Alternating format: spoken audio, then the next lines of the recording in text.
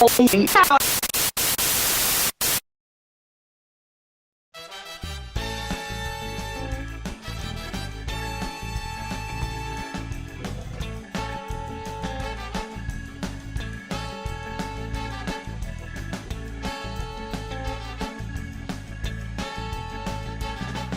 up, nerds? Welcome to Nintendo Pow Block, our all Nintendo show. I'm one of your hosts, Corey Dirrig, and alongside me, as always, king of the Nintendo himself, Edward Varnell. Ed, so glad you're here.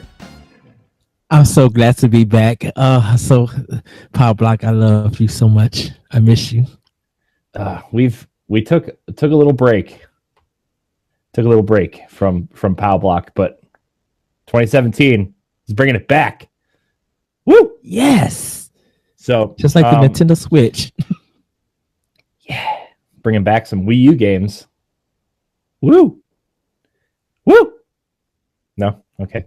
So what we're going to do with Pow Block now is every day we're going to have a segment from Pow Block go up. So Ed and I, and probably Kyle, when he comes back to Pow Block, we're gonna have it sectioned out day by day at 9 a.m. on our YouTube page, and then the full episodes will go up on Saturday.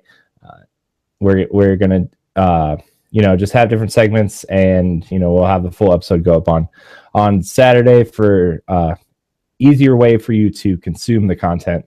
And so that's what we decided to do. And a way to kick that off is Ed.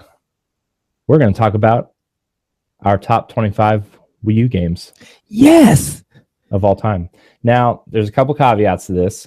We aren't allowing HD remasters or remakes and no virtual console games. But indies are allowed, and obviously, the bigger games from the Wii U are obviously allowed. So no HD remasters or remakes and no virtual console games. Although, if you do have honorable mentions, you are allowed to have those in the honorable mentions. So, yay! Yes. So, and this, I have to say, this list was very hard. And I know. And it happens to me. I know personally, for me, it happens to every Nintendo console that I've owned and that I play. Making a list for them of some of the best games or like the top games is very hard to do, because I was looking at the list for the Wii U and people said, well, there's not much to play. Yes, there is. There's so much to play. Yes. There's so much. Between first, indie, and third party, there's a lot of great games that even if you go to GameStop and you try to buy, they're still like in a $25 and up range compared to what the other competition, I should say, has. Yeah. I actually was going through this list, and I started writing down all of the Wii U games that I purchased, and then all like the indie games and games that are like, to me, they're great Wii U games on other platforms. And I started writing all those down, and I'm like, man, there's so many games here. I don't even know how to like pick these. It's so hard. And like there's games on this list that I didn't necessarily play on Wii U, but it is available on Wii U, and I went back and bought it for that system later. Yes. A lot of great games like indie games like Axiom Verge, Shovel Knight, Guacamelee. There's just so many, and I'm just like, man, how do you make a list out of all these amazing games? And like, there's games not on my list that I've loved on Wii U, and that's how many games are on this system that I love.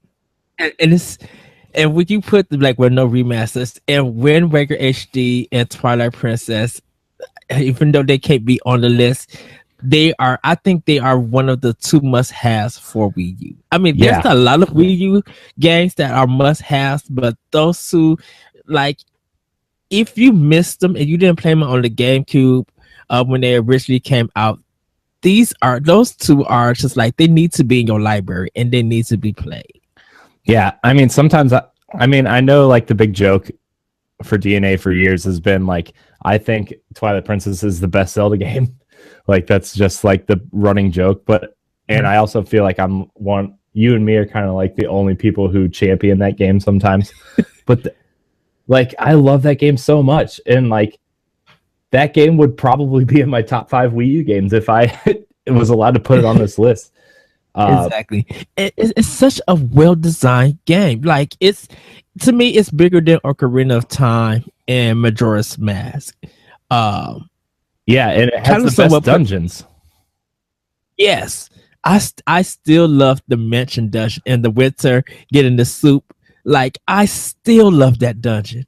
Oh, I know. It's so good. And even the wolf stuff is even though it's not as great, it's still interesting to play as the wolf. And like I'm really excited to have my wolf pet in Breath of the Wild. I'm not gonna lie. Yes. I wonder how we're gonna do that game once that comes out and we revisit this list. Oh, I think if we revisit it, I would say games that we miss. Yep. That should be on the games that the games that weren't released when we made a list or something like that. Yeah, I think that's going to be on there. Ukulele will probably be on there. Bloodstained might be on there. Well, Ukulele is not going to be on Wii U no more. That's what I'm saying. Like it. Oh yeah.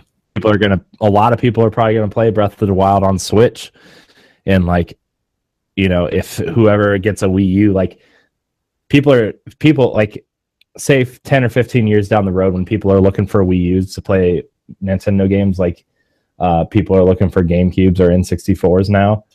Yeah. And they got to pick up Wii U and they try to find a list of games that they like missed on Wii U. Like we'll provide that. Yes. That's what we do at Pow Block. We help you viewers and listeners. We help you discover the Nintendo in you. Yes.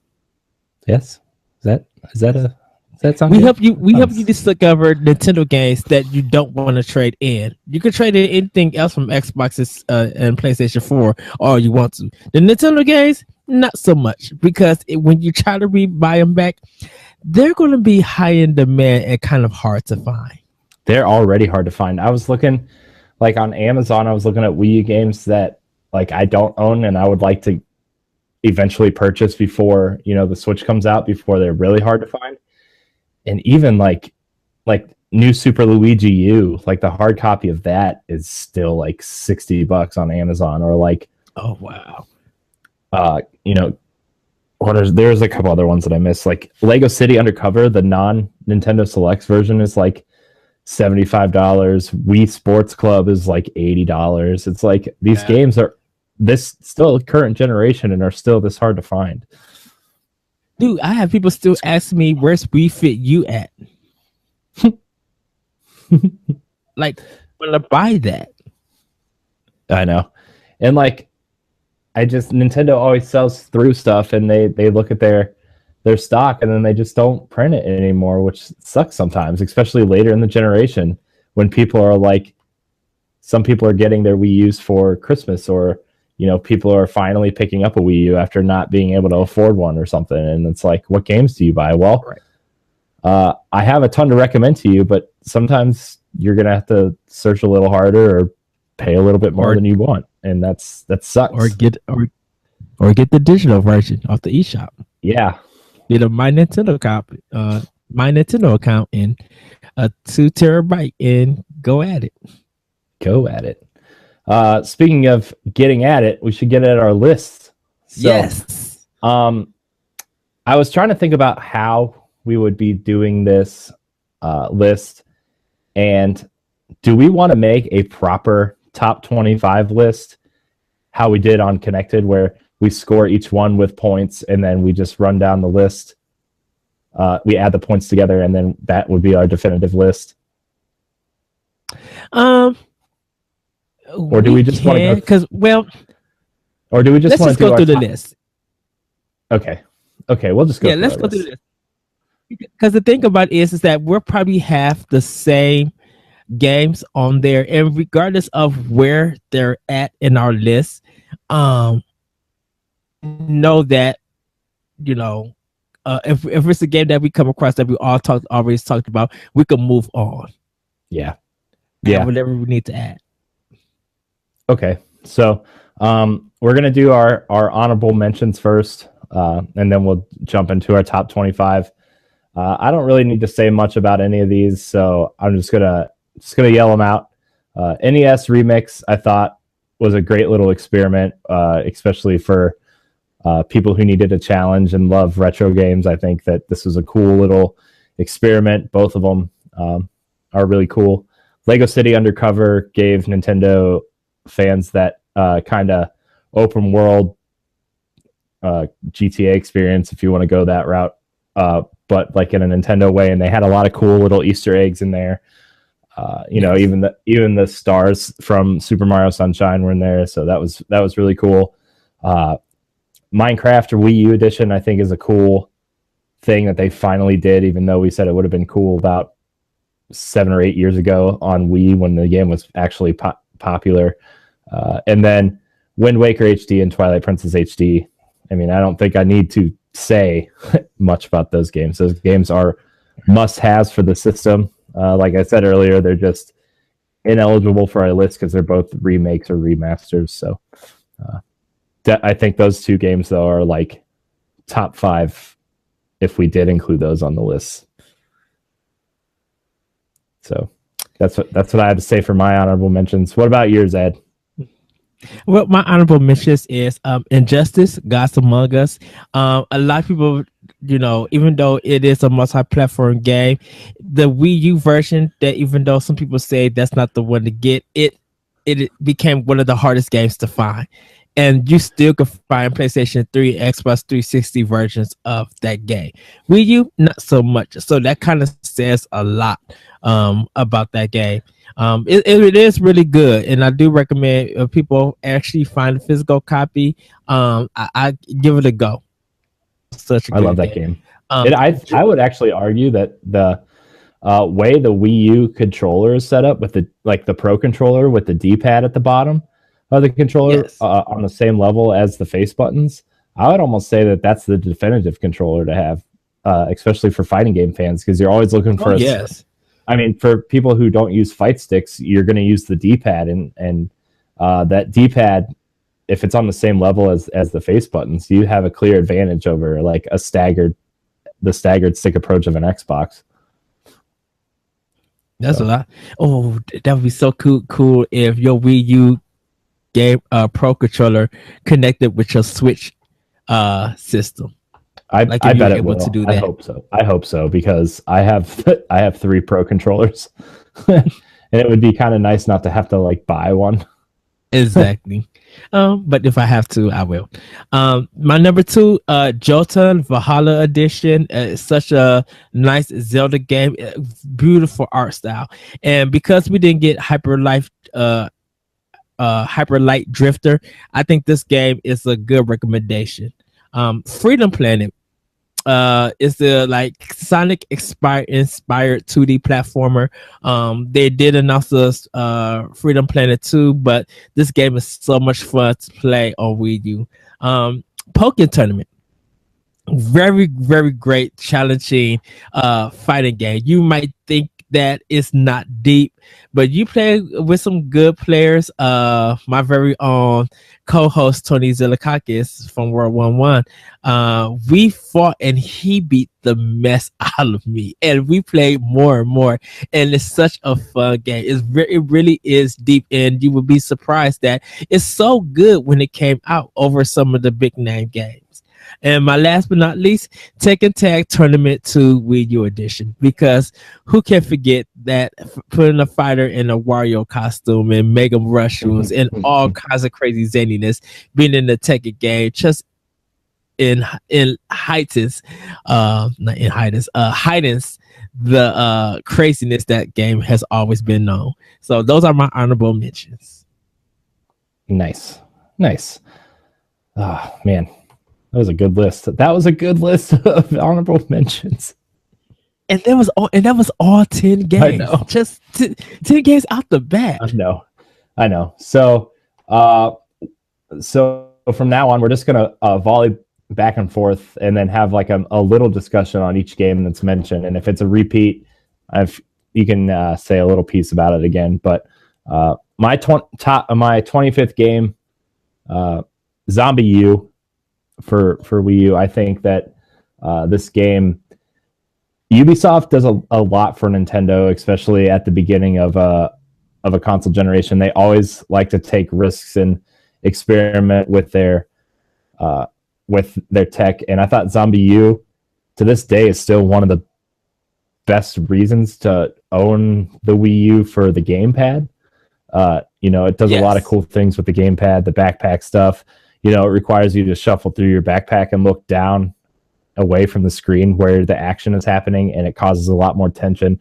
And I know that this game got re-released recently for PS4 and Xbox One, but it doesn't have the tension that the Wii U version has. Like, you got to look down, you got to use it as your map, you got to use it as an inventory screen. It just does a lot for that game, and I think that Ubisoft did a good job with that. What do you think about Zombie U there, Ed? Yeah. Actually, that's my number 21 game on my list. With Zombie U, I have to say that it brings a new meaning to horror. Like, because it now, instead of just looking at it and solving puzzles, it puts you into the ultimate action of being in a zombie-fested town. And what will you actually do? How would you feel? How tense you could get? I believe that Zombie U just provided that great horror. And the funny thing is that last year, 14, people were asking for Zombie U on Wii U. So many people were wanting to play, and it became a hard property to find. We had Fatal Frame Black Maiden. Zombie U was just like, I really want to play this game. And even when they announced the game coming out for PS4 or PS3 and Xbox 360 or Xbox One, really nobody didn't pick it up for that system because they wanted it on Wii U. Horror and that fear experience. So it's your 25th, but it's my 21. Yeah. So my 24 game, if you bought the deluxe edition, it was the pack-in Nintendo Land. I thought Nintendo Land was a really cool kind of party experience. I had a lot of fun, especially with the Zelda minigame with other people. The Donkey Kong roller coaster type thing was really cool. And the Metroid stuff was awesome, especially if you had the gamepad flying around the ship. And even the Luigi's Mansion stuff was really cool. The fifth player had to use the gamepad, and the four other people were the ghosts on screen. It was so cool. Oh, so cool. I thought that whole concept of like a theme park was an awesome thing to build a minigame collection out of. Yeah. So, yeah, that's my 24 game. Okay, and my 24th game is actually one of your honorable mentions, NES Remix. To be able to take a 8-bit game and challenge people and make people think that, oh, I remember how to, oh, no, I don't remember how to play this. Oh, I got to do this challenge. Everybody couldn't believe how Nintendo, to say the least, and did a fantastic job. It's such a great game. So NES Remix is my choice. Nice. I think NES Remix is a really cool experiment. I liked the I know this was on NES Remix too, but where you played Super Mario Brothers backwards as Luigi. Oh wow, yeah. I thought that was a really cool game. It kind of feels number like 23 on my. Oh, before you go to 20, it kind of feels like a precursor to the NES Mini Classic in a way. Yeah. I wonder how that those like talks went after that game came out. Man, these people are really eating up these 8-bit games. We should put a little console out. Yeah. Good work, Nintendo. And thanks to you, Ed, for my NES Classic. I was playing it before the show. It was awesome. I love it. I love that thing. Ed got me one for Christmas. I love this guy. He's the best. Oh, Ed, you're the best. oh, I'm blushing. I love you so much. I can't see it. My 23 game is Lego Star Wars The Force Awakens. I'm not really a huge Lego game guy, but I think that this is arguably the best Lego game that's out right now. It was really cool just to see some of the extra stuff that they threw in there. They did a little episode 7 prequel stuff. They did a bunch of cool things with the characters, and I really felt like they captured episode 7 without being. I mean, I know Lego does the thing where they like to make fun of stuff that happens in these really weird ways. Like in Indiana Jones, when he pulls out the gun, he really pulls out a banana, or like some of the other goofy stuff that Lego does and is known for. But I thought they did it really well. It was just fun to play. It was just a good palate cleanser game, and it was just really fun and the right game at the right time, I think. Yeah. And I like how they took their time too. They didn't like, pardon my word choice, but they didn't force it out when the movie came out. You know, so they took their time and released it 6 months later in it, and I really enjoyed it. It was really awesome. Yeah, that's cool. I still need to get it. It is on my list of games to get. Yeah, it's awesome. I actually played it on PS4, but I would put it on my Wii U list. Okay. So my 23 is Costume Quest 2. And I chose this because I heard a lot of people say that the Costume Quest games are good. And a good RPG on the Wii U is always welcome. And Costume Quest 2 is that, you know, for a Double Fine game, that's surprising that they put that on that platform. Psychonauts on on Wii U, but like a HD remastered Psychonauts, I would take any time. But Costume Quest 2 is my nice. I've actually never played Costume Quest. I didn't play the second one or the first one. I downloaded the first one on Xbox 360 and just never got around to playing it. I should play it. Dang it, I should play it. I need more time. Other games. Exactly. I need more time. My number 22 game, Yoshi's Woolly World. I think that game is just. I know it's probably a lot lower on my list than it is on yours, but I still think that game is. It's relatively simple until you start going for the collectibles, and then it gets really challenging. It's almost as challenging as a level in 2D side-scrolling Mario, like what people would call a real Mario game. Trying to get to some of these places, using your eggs and your platforms the correct way, using the flutter jump the right way. It's just some of these things are just so hard to get, and I think that game is awesome. I can't wait till it comes to 3DS because I'm probably gonna play the crap out of it again. Yeah, we got reserved pre-sale cards for it, so I'm gonna get one of the pre-sale cards and just be like, I need this game like right to me out. Like have to, yeah, because I have it for my Wii U and I love every bit for it. And to just to hear that game through my headphone set on the go.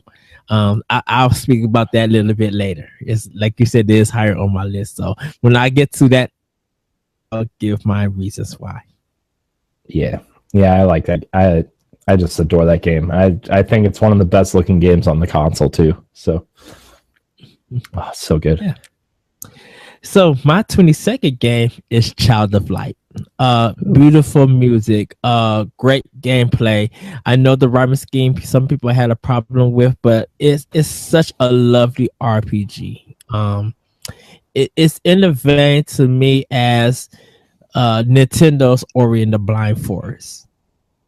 or not Nintendo, I should say Xbox's one version of Ori and the Blind Forest. Yes, it's not a Metroid game, but the artistry that's in Child of Light on Wii U, and you can find it almost on any platform, but on Wii U, like when they announced it, I bought it the day it came out, and it's just fantastic on so many levels. The gameplay is good. The story is nice, but like the music and the artistry, I say, is still just beautiful to this very day. So Child of Light, Ubisoft game at that. Yeah. I mean, that's what I was talking about with Zombie U. They like to do a lot of cool things for Nintendo, and I know that Child of Light came out on everything, but I'm glad that they put it on Wii U, and I think that it saw a lot of success there. And that game is an absolutely beautiful game. Love that game. My number 21 game is don't be mad at me, Ed. Sonic and All Stars Racing Transformed. I think is yes. Oh yes, good. You approve. I think that game is an awesome kart racer, especially when we didn't have Mario Kart on the system at the time. And I thought it was so cool. And the Nintendo version got Wreck-It Ralph. And dude, the game on Wii U. So I think, was it on Wii 2 or just Wii U? It was on Wii also, I think. Regardless of Wii or Wii U, that game came out, it's so like hotcakes. It continues to sell well on the Nintendo platforms. Like, it really is a good racer. Yeah. Go ahead. I'm sorry. I love that game so much, and the fact that like the Nintendo version's got the exclusive Wreck-It Ralph character. I was just like, because I love that movie, and that was like one of the main reasons why I bought it, was because I love Wreck-It Ralph so much. Wreck-It Ralph was good. But if you need another kart race besides Mario Kart, definitely Sonic All Stars Transformed. It's amazing, so good. And I think it's available for $19.99 if you go into stores. Like, it's still available to buy. So as a $20 game, recommend that game too. Like I said, 21 was Zombie U for mine. So Corey, what's your number 20? My number 20 is Rayman Legends. I think good. Yes, good choice. Not as great as the Mario games for sure, but definitely awesome display of Ubisoft using that UB art engine. And the way that game is, that game does a lot of cool things with music, and when platforming to the beats of the music, and trying to pull off different things to the beats of music, and that not every level is like that, but a lot of levels are like that, and it's cool when you feel really good because you're playing to the beat of the music and you're pulling off cool things to the beat of the music, and it just, the sense you get in your stomach is like, oh man, this is awesome. It's awesome. I love it. I love it so much. So that's my number 20 game. And my number 20 is one of your honorable mentions again, Lego City Undercover. Just like you said, open world, GTA style, very comedic. It's like people, I completely forgot all about that game when it sold out, and when they brought it as a Nintendo Select and even announced it for the other systems, I was like, oh yeah, that is right. This game, like Nintendo and the folks who make the Lego get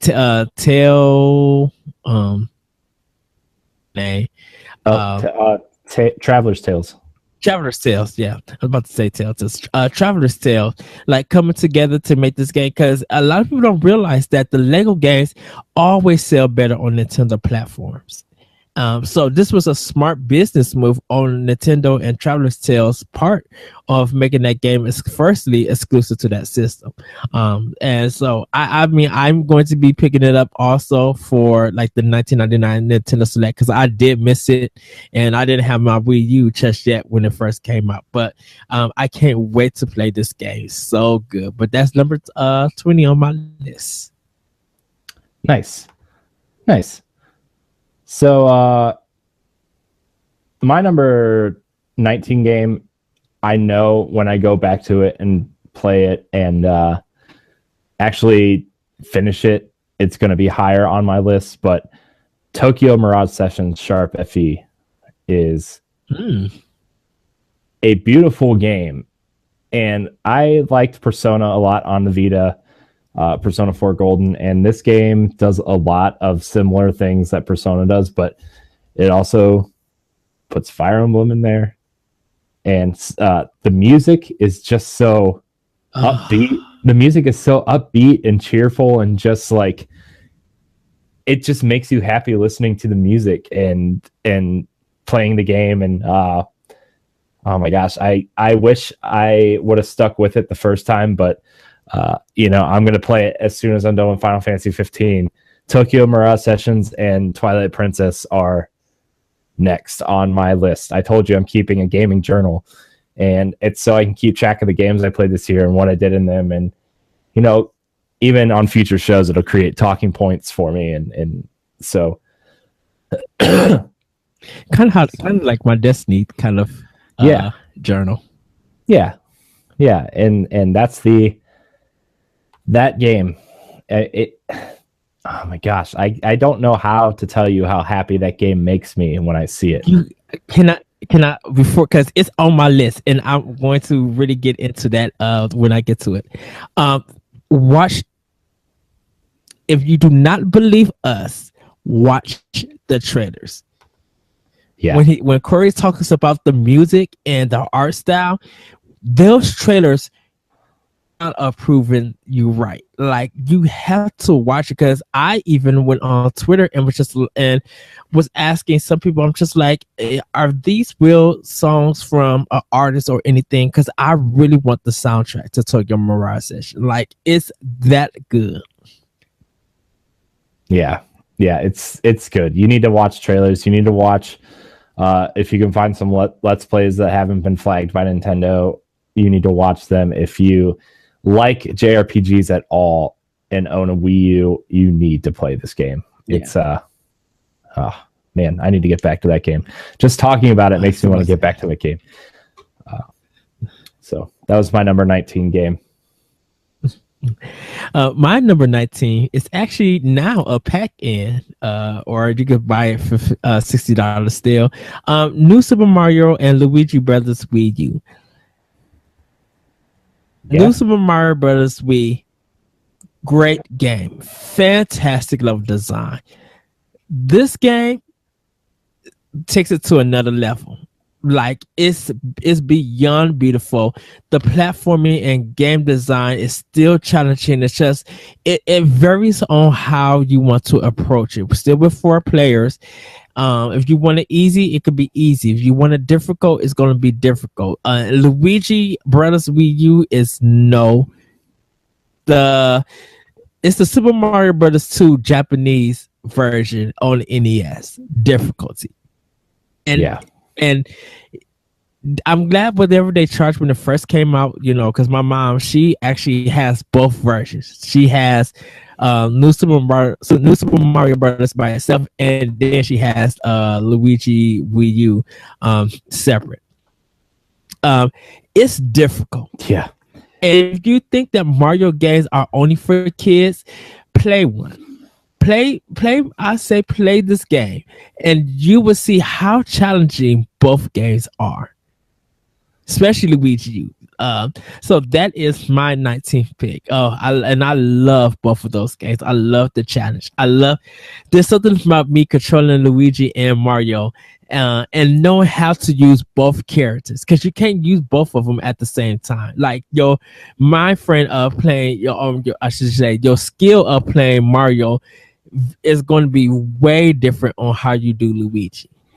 Yeah. Oh yeah, for sure. But yeah, I totally agree with you. That game is, it's hard. That's like that's the one thing I can say about that game is like you think the later levels of a traditional Mario game are hard. Wait till you play this. It's just it's have fun.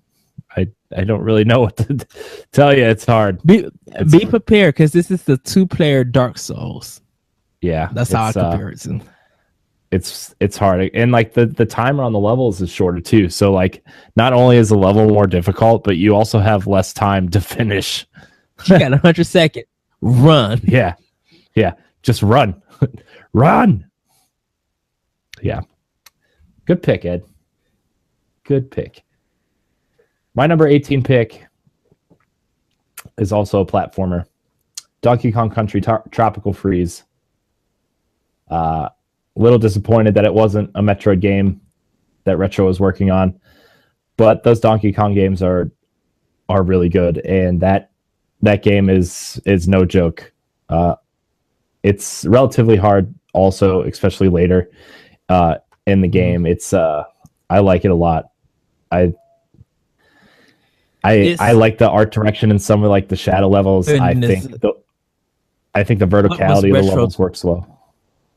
What was Retro thinking when they went into this game with art? Like I loved the Dirrig and Country Returns on Wii, but this game is beyond gorgeous. And I'm like, for a 2D game, they took the artistry to like another. I keep saying another level, but everything pops.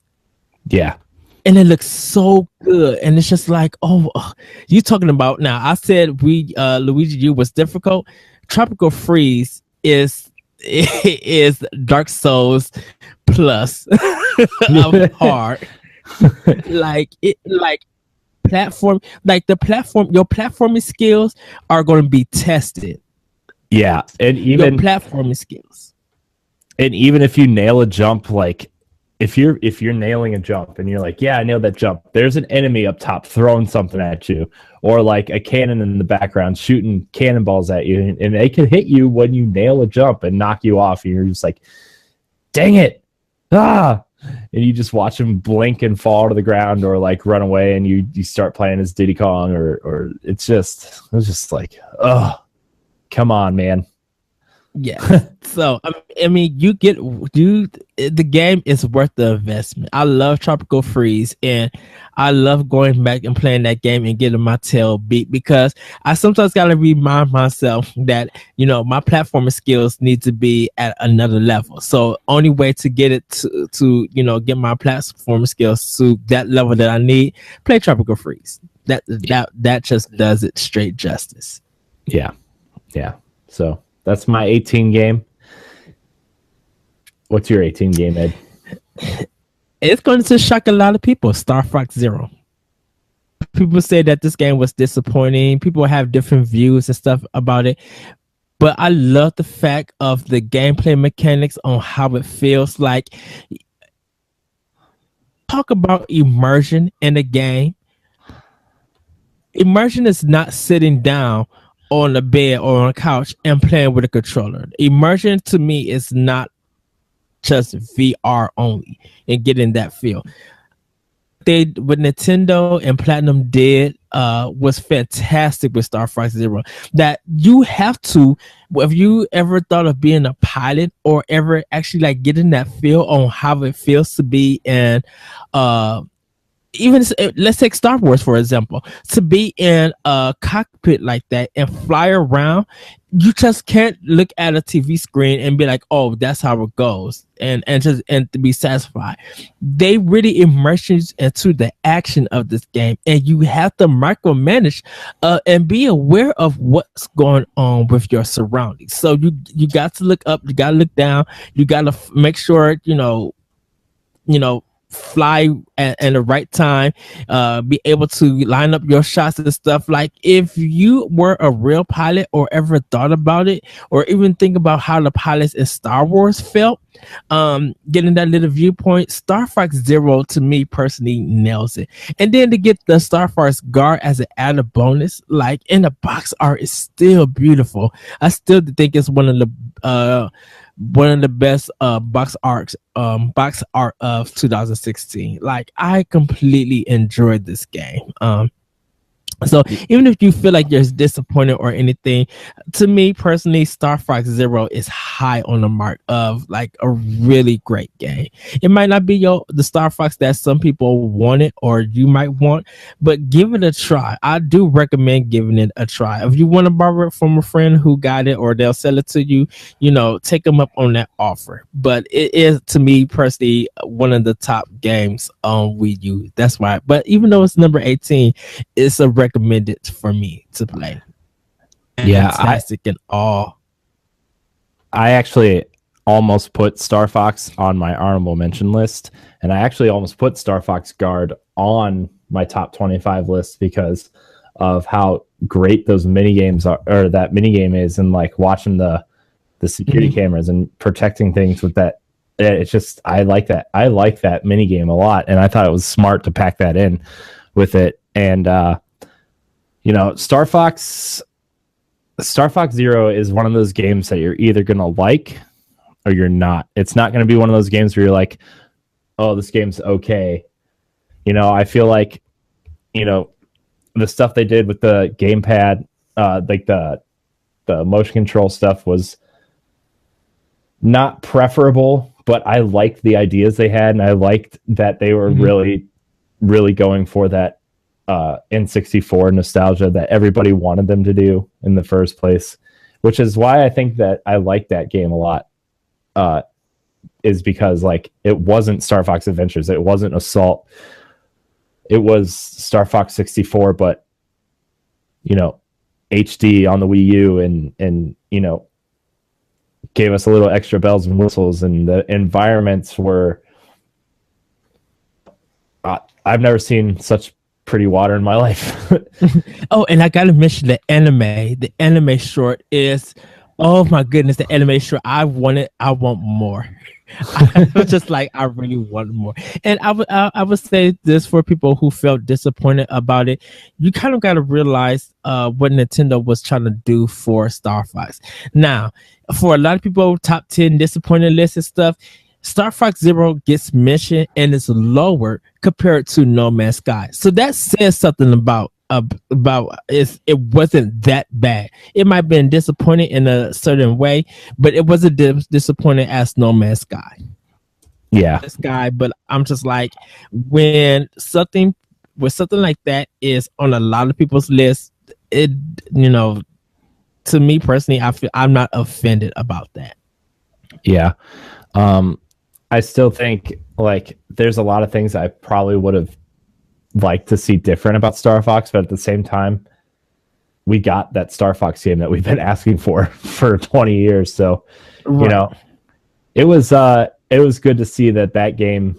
I'm glad that game exists, and like, personally, I would still recommend it, Star Fox 64 over this one. But in terms of an HD, I would still say quality Wii U game, like Star Fox is definitely a game you should at least check out, because those motion controls, they're not for everybody, but the people that like the motion controls will get this game and like it. And I think that's what I like about it, is that it's one of the challenge that it makes you learn. Yeah, and when you have to learn to play the game different, like people, right? I like when games do that. I think part of the reason why people don't like Star Fox Zero is because it teaches them to do something different than what they already know, which is, the ship will shoot in the direction that you're flying. Well, no, it won't. You need to move the controller like, you would move a turret and aim, because you're not always going to be, flying in the direction that the enemies are, and you're going to need to take those enemies out. So I think that's part of the reason why people disliked Star Fox is because it changed the way they knew what Star Fox felt like. Yes. But good pick. So what's your number 17? Good discussion on Star Fox. I like that. I'm glad we had that discussion. I liked it. My number 17 game. I played this game on 3DS, but it's also on Wii U. Mighty Switch Force. I was going to put that one too. I like that game a lot. I think that game has a lot of character. I think it has a lot of charm. Even when you boot it up, it's just like funny. Yeah, it's hilarious, and I think that game just deserves to be played, and it's fun. And I know a lot of people are like Mutant Mudds and SteamWorld Dig and all these other indie games, but Mighty Switch Force I feel like was a game that didn't get enough love, and I think people should be playing it. And even if you don't have a Wii U and you have a 3DS, you should play it there. It's so good. You have it for Wii U. I have 1 and 2 on Wii U, and I enjoyed them. Yeah, I have 1 and 2 on Wii U and 3DS. Because, nice. I want to play my Nintendo games on the go. Maybe Nintendo should watch this episode and make their next console a game that you can play on your TV and on the go. Are you talking about another 3DS? No, I'm talking about the Switch. Oh, Corey, what? We have from the time of this recording, we have 11 days. Oh, I know, Thursday. Dude. That day, inside info for you guys watching this current episode. That day, we need to do a live. We should do a live Pow Block during. What I think I'm going to do is set up OBS so we can Twitch stream it from the DNA Twitch page. Which I'll get that all set up and look real pretty and stuff. But we should do a live reactions. Like we should react to the conference, and then as soon as that's over, we should do a reacts to the conference. Yeah, I know definitely for me, it's all day podcasting, like everywhere. I'm gonna be like, for any show that needs another person, let me be on it so I can discuss this Nintendo Switch and like literally nerd out. That week, you're gonna have to be on Pow Block. You're gonna have to come on NGR the following week. You're gonna have to, yeah. Optional opinion, World 1-1.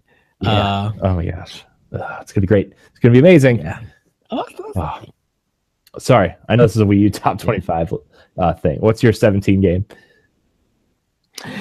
Shovel Knight. And the reason why Shovel Knight is kind of like halfway middle of the list. Great 2D platformer. Yacht Club, former members of Way Forward, just made a fantastic soundtrack. Is still awesome. I love the gameplay. I don't see the Mega Man comparisons in it like people are saying. I just think it's a good tale inspired if you want to add that hop mechanic, how hop attack as one of the mechanics. Other than that, I'm like, it stands right on its own and it's still going strong. The day that it came out, it was a day one purchase, and I just love, like, I'm glad that for some people it got Game of the Year award, Game of the Year nominations and awards and stuff. And the game is still going strong, still selling out. And this is a game I just recently got it on my 3DS, and I'm playing it on there. And I think I still got to download the soundtrack. But it's such a good game, so polished. It met some delays and stuff, and the story behind it is like something that you need to read and hear from these developers. It's mind-blowing good. Like all the hard work that they put into that game, I'm so glad they've been rewarded, being able to put it on multiple platforms and selling them and continue to sell so well. But Shovel Knight, great gameplay, and the DLC for the game is free, and there's a lot of content. Yeah, there's so much DLC. I think Plagues of Shadows just came out, so I mean that's available, and it's free. Like their DLC feels like all new games. Yeah. as long as the duration of Shovel Knight. Like, so this is a game, and when it came out, it was only $20. I know. $15 when it came I think was it only 15? out, when it first came out. Oh my gosh. Dude, It's $20 for the physical copy, but for the digital, it was $15. Well, I mean, I've bought that game so many times that I don't even know. Like, I've probably given that company $100. Let's see. I bought it. Yeah, I bought it on Wii U. I bought it on 3DS. I bought it on PS4 because they had a bonus level in it for. I think they had the God Kratos. of War boss, and then the Xbox version has the Battletoads in it. I had to. Yeah, it's amazing. I understand. Oh, Shovel Knight. Oh, that game's on my list further up too. So, but we'll get there later. It's quite a lot higher than that on my list. But number 16 for me. And yes, I did play the next couple games of mine on this list are on multiple platforms, but I did play all these games on Wii U. So my number 16 game is Batman Arkham Origins. I still stand by that game is really good.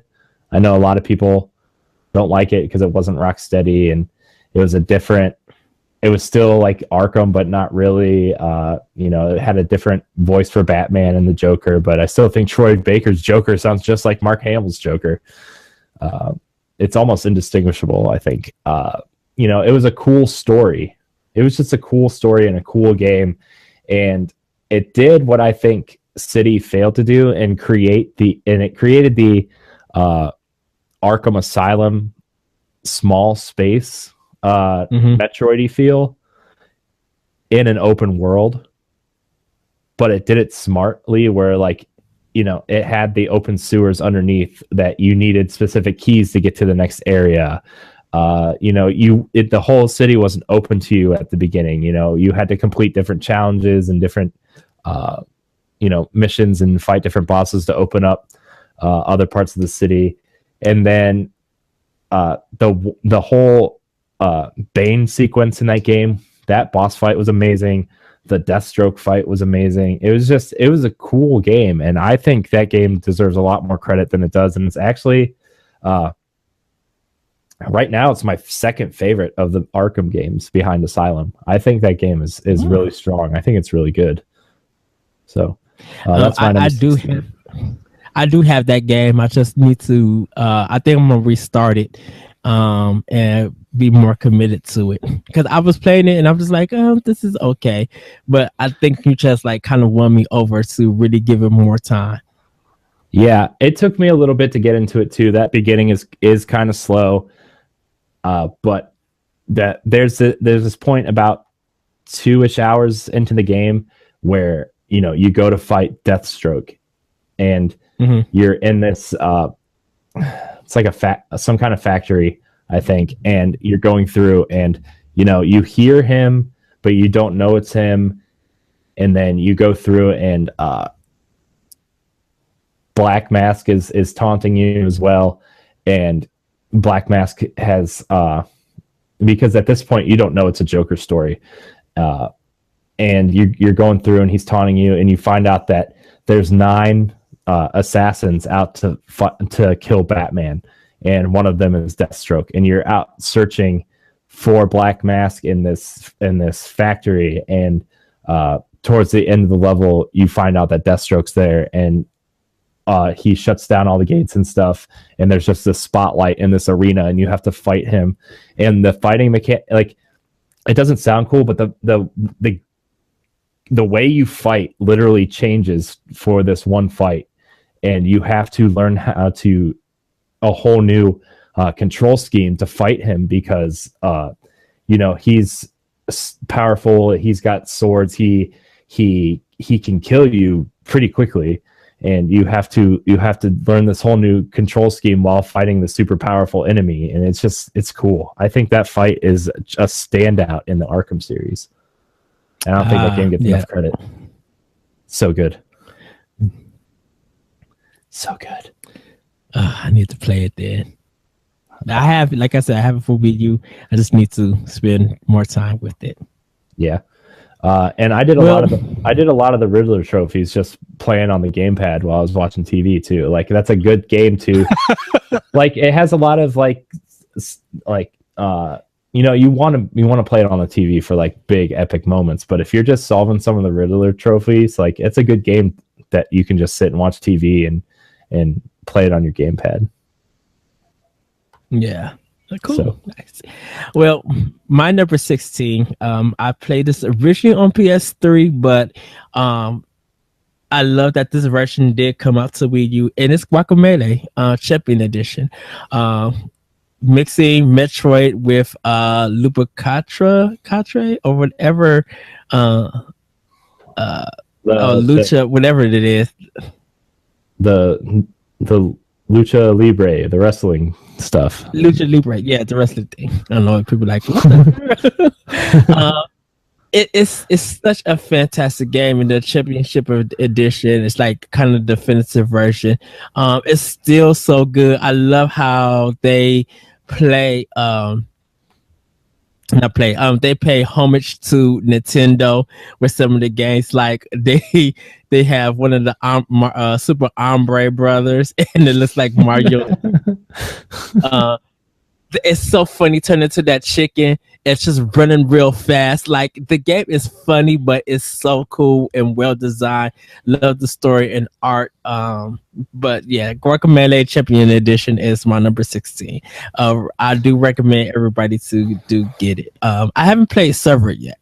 I know that's another game from Drinkbox Studio that's on Wii U. But I'll hopefully get to it soon. Hopefully pick that one up too, because they said that one was good too. But Guacamelee Championship Edition is my number 16. That's funny, because my number 15 game is also Guacamelee, and I actually played it.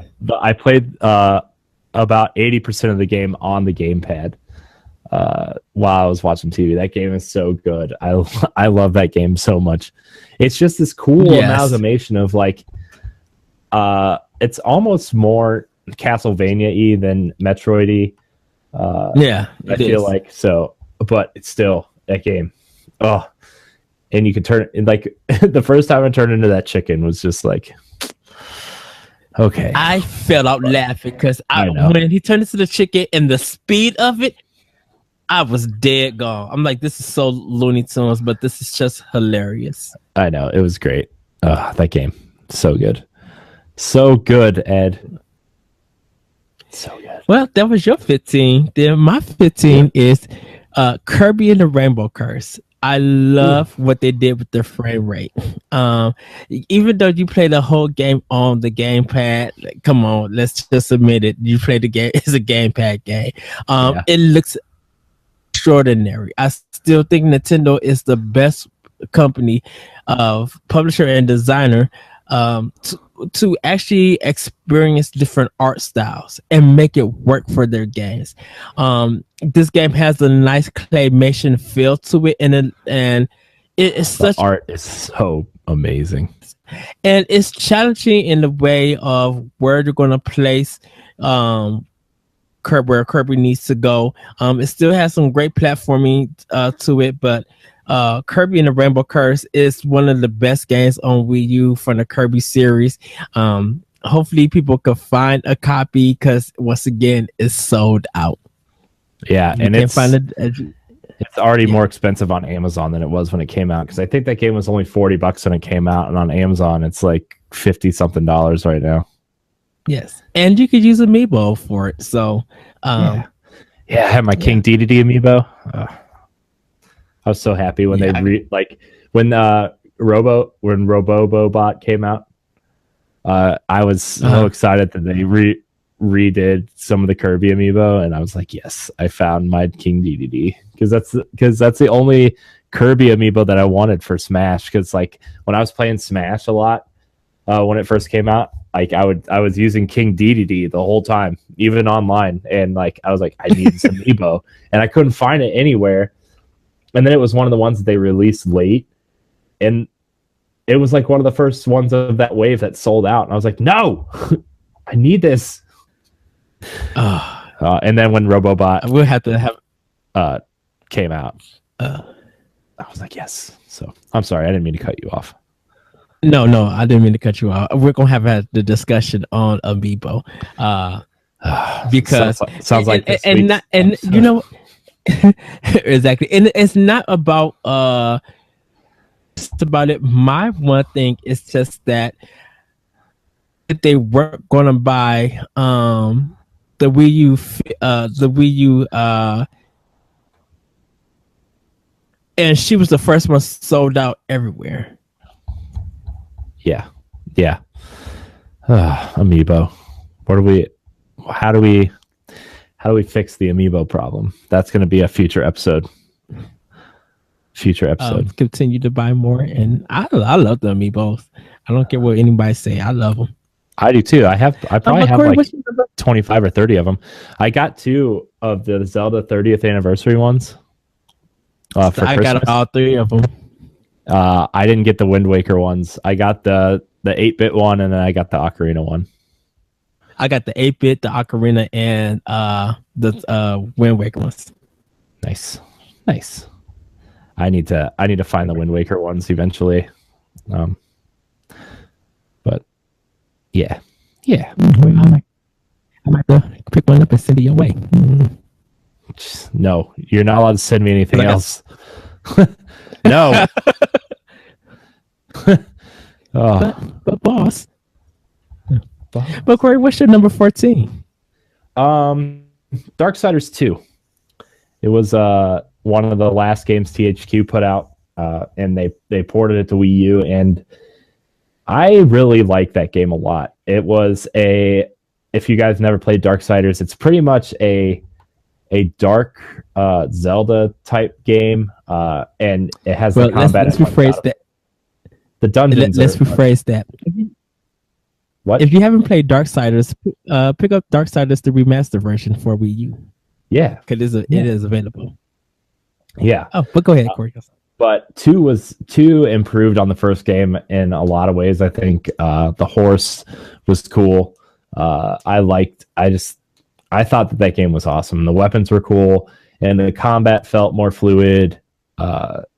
Just the loot mechanic was a great addition to that game. And I love that game a lot, and I really hope that there's some Darksiders 3 coming, and I hope that it's going to be able to be played on the Switch, because I feel like even though Darksiders is supposed to be a darker, more mature, quote unquote experience, I think Darksiders fits really well in Nintendo's library, and it wouldn't surprise me if Nintendo went out of their way like they did with Bayonetta 2 and said, because that team still exists within THQ Nordic, and yes, it wouldn't surprise me if Nintendo went to them and was like, look, we're going to throw you some money. We want to make Darksiders an exclusive. We think it fits well within our library, and it could sit alongside Bayonetta as that mature style game that Nintendo fans kind of want on the system. I think it would be good. I think Darksiders fits well within Nintendo. So they captured the essence of a Zelda game to the T. Yeah.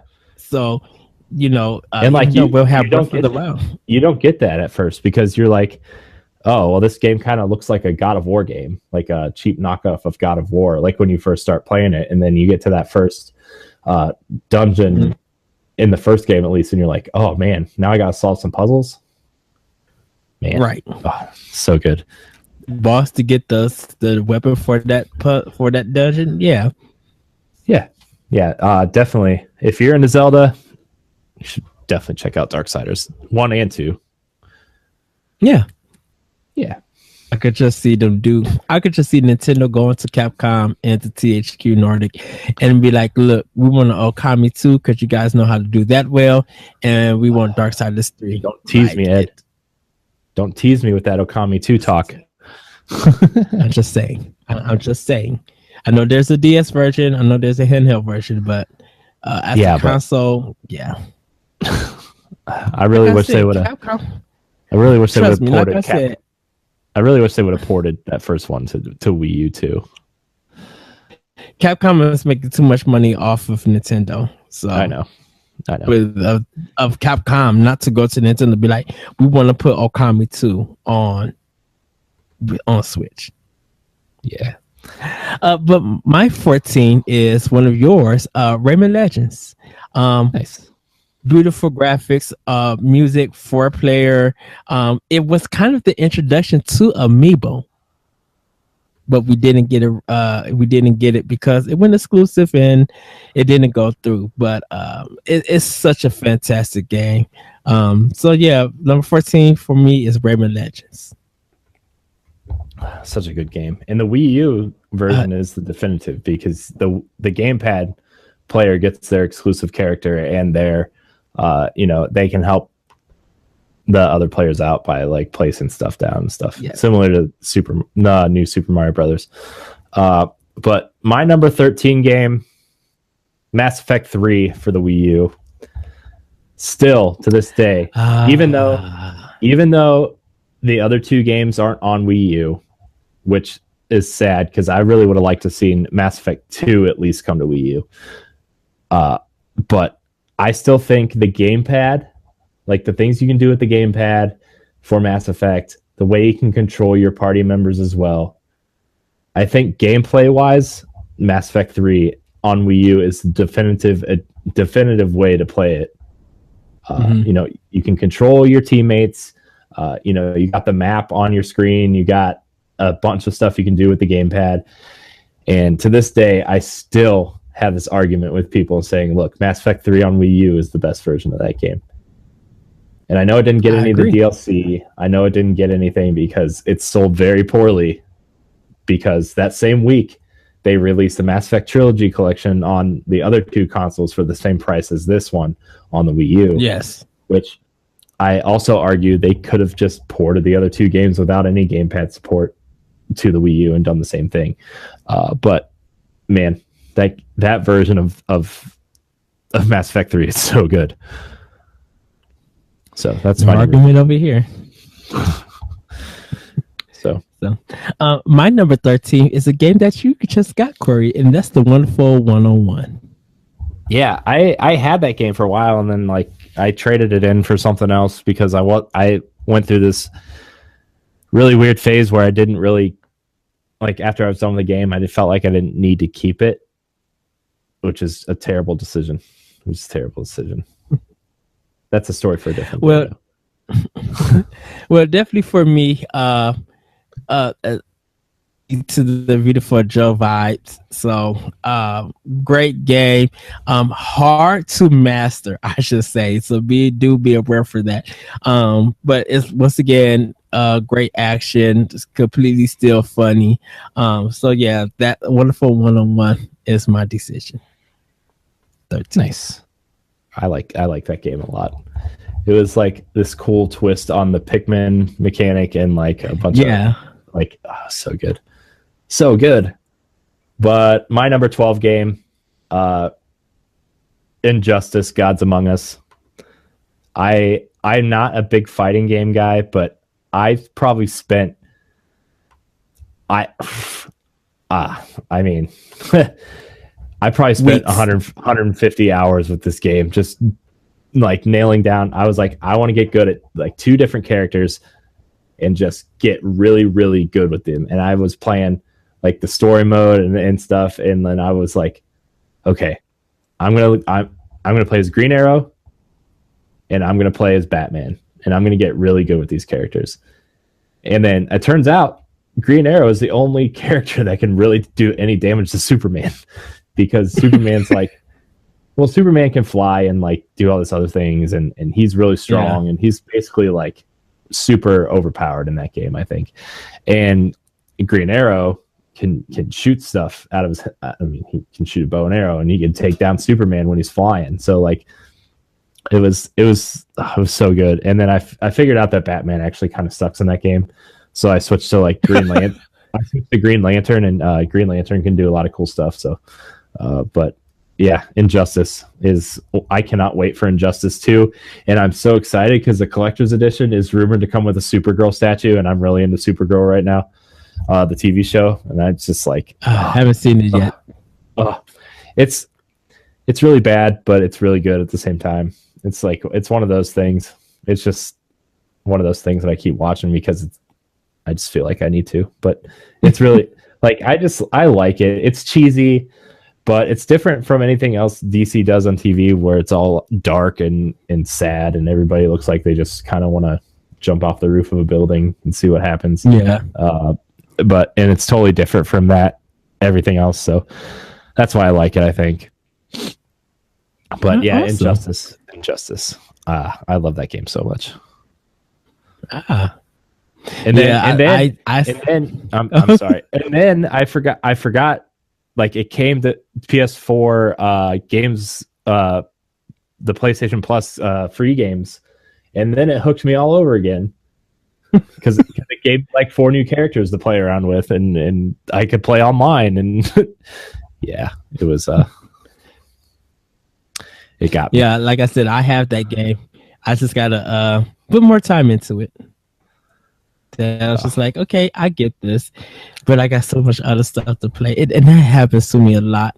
So, my number 12 though, rocking. I can't believe that this got made, but it did get. I'm glad that they made it and kind of set the series to a whole new level. Hyrule Warriors. You cannot deny that game was not fun to play. You like beating enemies up in the Zelda games. Well, this has your fix, and it's so very well. And a lot of people don't realize that kind of games from Tecmo, they were at first very niche. They were only for like a few kind of people who were into the Dynasty Warrior games. Were for a few people. Hyrule Warriors came out, was laughed at for a lot of people. People picked it up, and that whole weekend, around 500,000 players, or just a whole bunch of people were playing the game, enjoying it, and like all the weekend through Twitter.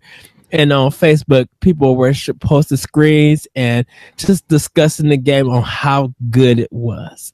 And then getting all these female characters in the game to the point where they was mocking Ubisoft that, a game from Nintendo can have all these characters, but you guys can't design one for Assassin's Creed Unity. Like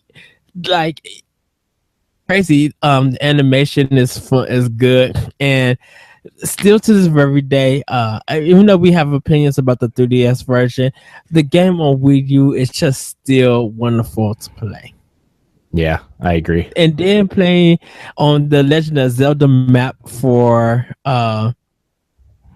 this stuff, and all the season DLC will only be in $20 and just offer you so much. It's such a huge game for $60. Yeah, I can't believe how much DLC they put out for $20. I'm like, man, $20 season pass. That I don't know how that's going to work with a game like this. But then you got like the Majora's Mask pack, you got the Wind Waker pack, you got all these it was just amazing. It was awesome. Yes. So Hyrule Warriors, I should say. Nice. All right, so we're heading into our top 10. So my top 10 for number 11. Oh wait, crap! I forgot. You're right. We're on a number 11. Sorry, I got distracted. Okay, so my number 11 is Super Mario Maker. I think that even though I don't really have the time to like sit there and make these complicated levels, but I think it is awesome that people have been trying to do this on like through weird ways online and these weird tool sets that you could download, and you know, it is just a cool way to give us that experience to build our own Mario levels. And the fact that they put 4 different skins in there and items from all of our favorite Mario games growing up, and you know, the fact that you could build a new Super Mario 3 level and just play it was just awesome. just awesome. Or like, making a Super Mario world level and putting in secret areas and backdoor ways to get out of the level. And it was just awesome. And the things that I watched online, or, the time I played a couple of Matt's levels or Todd's son's level, it was just, that game is something special. And, I recognize how awesome, just like we use the word awesome a lot, but like, just the power of that game, that the power it gave gamers is just, it's awesome. Plus, it came with 100 new Mario levels just to play. Yes. So, and can I say this? And I'm gonna let you go. Just like the Wii U version, the 3DS version for this holiday season, so like hotcakes. Yeah. Like every time it came into stores, it was gone. And just like Mario Maker when it came out to Wii U, when it came out, it was gone. Yeah. And it had that. It was the cool art book it came with was awesome. Like the idea book or whatever. That was cool. I still have mine. It's sitting on my shelf over here. It was cool. I still love the box art. Yeah. That Maker. Box art is awesome. Like the cool Mario construction, just like that aesthetic and that, art direction for the box and the promos and stuff, all that's just really cool. It's really cool. So Mario Maker. Yay. So number 11 for me, Captain Toad Treasure Tractor, a $40 game. This game was design game was taken out of Super Mario World and a 3D world, and made it to his own game. Completely funny, great puzzles. Just a fun thing to pop in and play.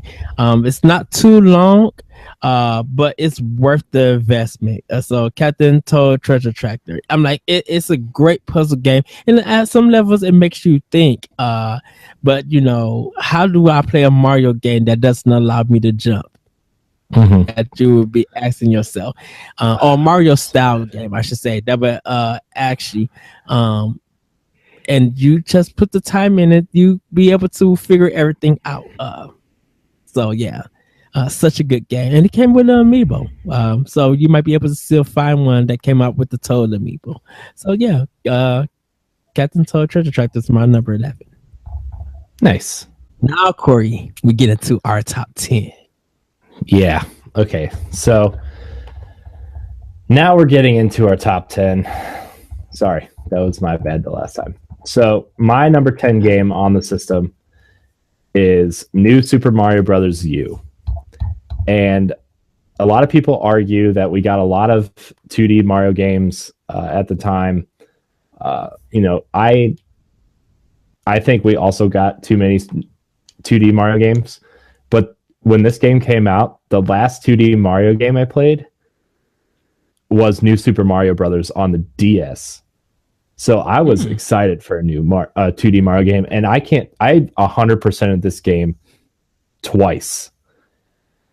And this game, like I would play through the levels, and every time I would beat a world, I would go back and try to get all 3 coins. And the last 2 worlds of that game are just like, they're so hard to find all those coins. And it's just, I think that the new Super Mario games don't get the credit that they deserve. I think that they are, they're simple enough to play through, but they're hard to master.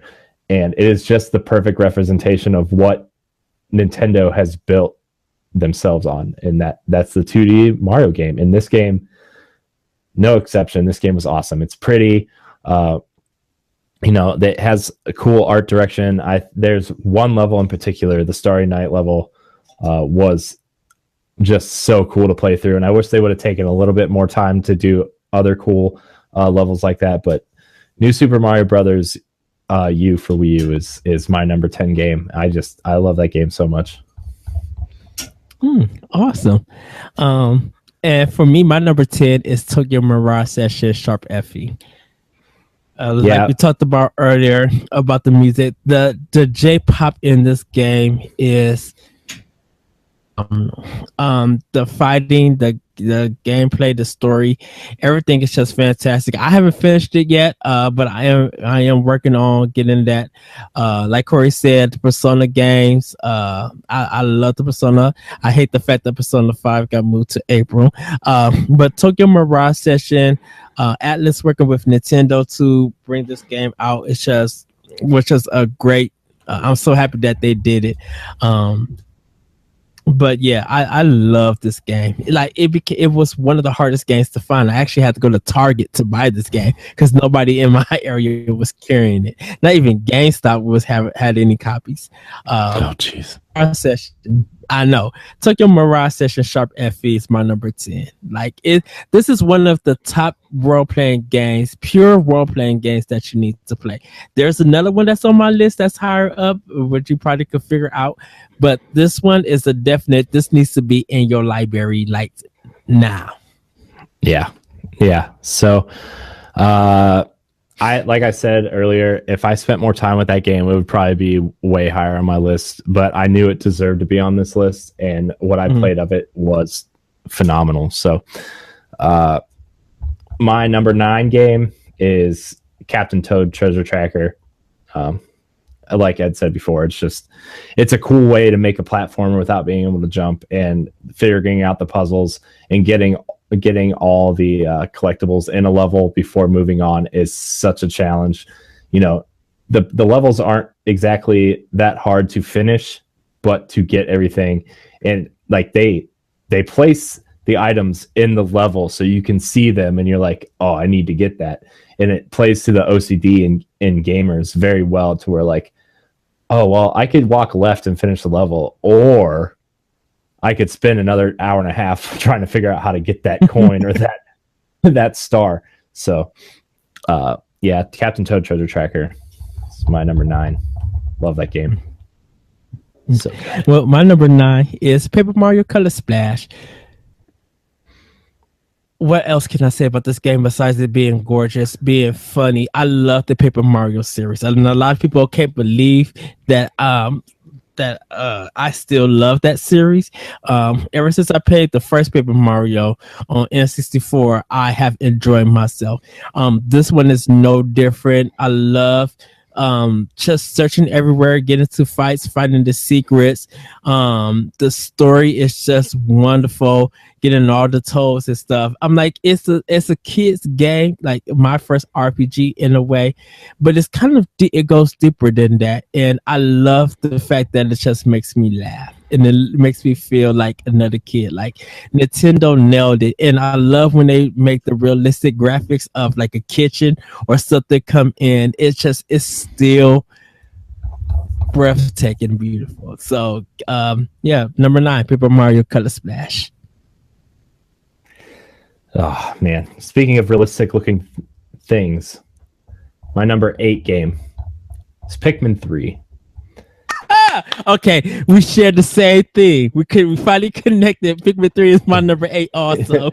Pikmin 3, I think Pikmin is like one of the greatest hidden gems on any Nintendo platform. Like Pikmin 1, like on depending on what mood I'm in on that day is my favorite GameCube game. Pikmin 1 is amazing, and the fact that, you know, Pikmin 3, they made a Pikmin 3 for Wii U. Oh my gosh, it was so good. And like when you would like observe the fruit before you turned it into juice, it was like a photorealistic orange or a strawberry. Yes. And you're like, how do they get it to look that real on this Wii U? It looks so good. Oh, Pikmin 3, man. Oh, so good. And I thought the twist of having the 3 pilots, and you could like separate out the Pikmin to each pilot and like solve puzzles that way. So smart. And I don't want to say photorealistic, but my goodness, the water in that game. I know we talk about water a lot. Oh, the water in that game just looks they knocked it. Like this game is, you could just put it on your HD TV, whatever size TV you have, and show people, not even move yet, and they will be amazed on how beautiful, how crisp, and how colorful this game is. Even though it's a strategy game, it's very easy to get into. Just looking at it, it's just like, oh my goodness, I haven't seen anything this breathtaking in a while. Yes, I talked about Donkey Kong Country Tropical Freeze. Yes, I talked about Paper Mario. And I'm gonna talk about another game when I get to it later on that does very well with its art style. But Pikmin 3, it's like you said, Corey, a hidden gem, and it's just a game that you, hopefully, if you bought Mario Kart 8 when it first came out, that this was the game that you decided to get for free. That's how I got Pikmin 3. Yeah, and like the DLC, like when this game came out, like they patched it probably. I think it came out in like August or September or something, and they patched it around Christmas time. Yes. And the fact that this game used the Wii remote and nunchuck better than any game on the Wii was amazing. It was the first time I was actually like, man, I need to bust out my Wii remote and nunchuck, because I set the gamepad on my lap because it was a map and it could tell me where I needed to go. And and it was the only way you could run and throw your Pikmin at the same time. And I was like, oh my gosh, this is the best way to play this game. So when you get Pikmin 3, if you don't own it already, which you should, dig out your Wii remote and nunchuck and play it that way. Yes. So good. Such a great game. So Corey, let's move on to our number 7 game. Okay. Xenoblade Chronicles X is my number 7 game. So it's so big and so expansive and so just that game. And I know the characters design is like kind of anime-ish, but the way the mechs look and the way they animate and the way they move, and the fact that you can be level 100 in that game and still get your butt kicked by a dragon flying around in the sky or a giant monster that you've never encountered before is awesome. And I played that game I played that game up until I got my mech and played a couple hours after, and then I got distracted by something else. But my Wii U has already downloaded the patches again, and I am ready to play that game as soon as I'm done with Final Fantasy 15, because I am in a JRPG mood that I haven't been in since the PS2 era. And I'm ready to grind another JRPG after this. And, it's so good. Yes. Xenoblade Chronicles is so good. I have thoughts, and I'll get to them because it's higher up. So, my number 7 game is Mario Kart 8. Once again, when I talk about graphics, this game just blows it out the water. Just still the best looking game this generation, I feel like. Yes. The DLC, I'm glad that I paid the $13 for it to get everything that's on it. Link and riding that motorcycle and going to Hyrule is such fun. Like all the other tracks and all the other characters that they put, like they put so much into this game, and then riding around the world with other players is mind blowing. Like, oh, this game is so good. Yes.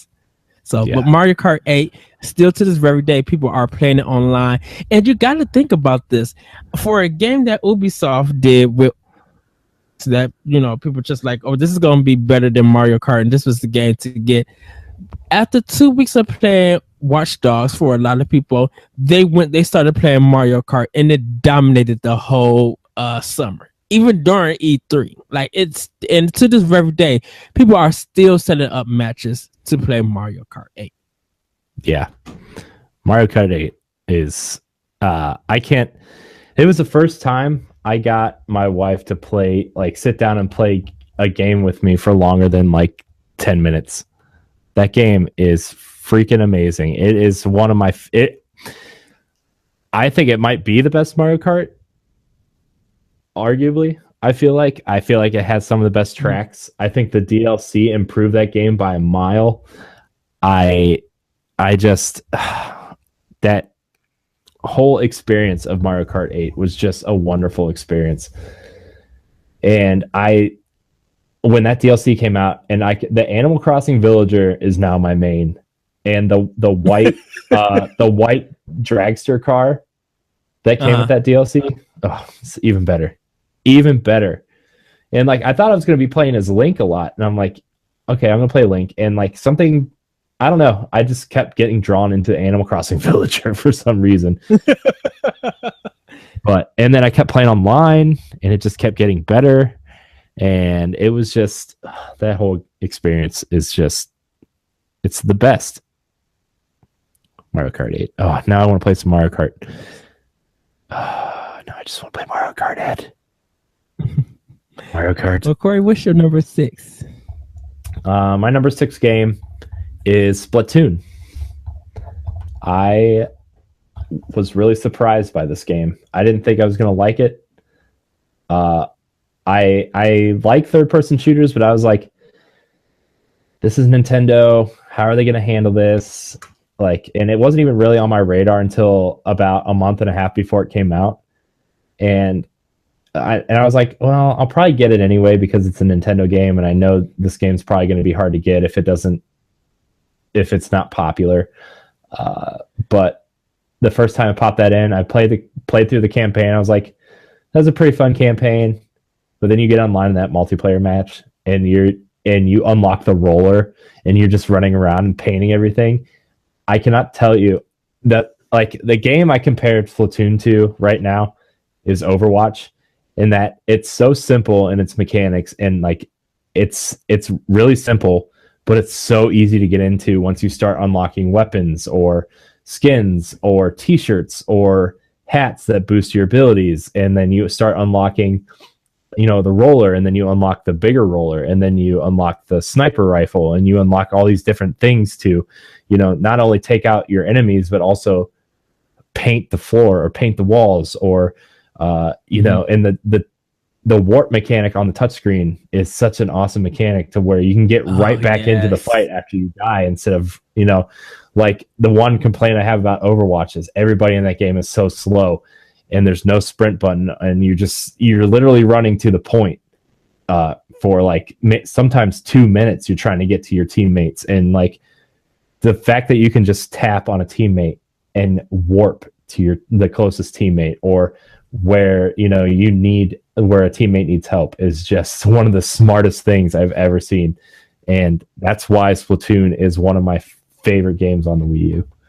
It was a day one purchase for me, and I'm going to admit that it's not on my list because I figured that you will put on it. And I truly love Splatoon. Like, I think it's one of the best original IPs from Nintendo that has came out. Like you said, getting into that multiplayer mode, you think 3 minutes doesn't mean a lot, but it does, because you're having so much fun, and then switching up the players that you are with. So the skill levels for everybody is going everywhere, and it doesn't matter how many people you kill.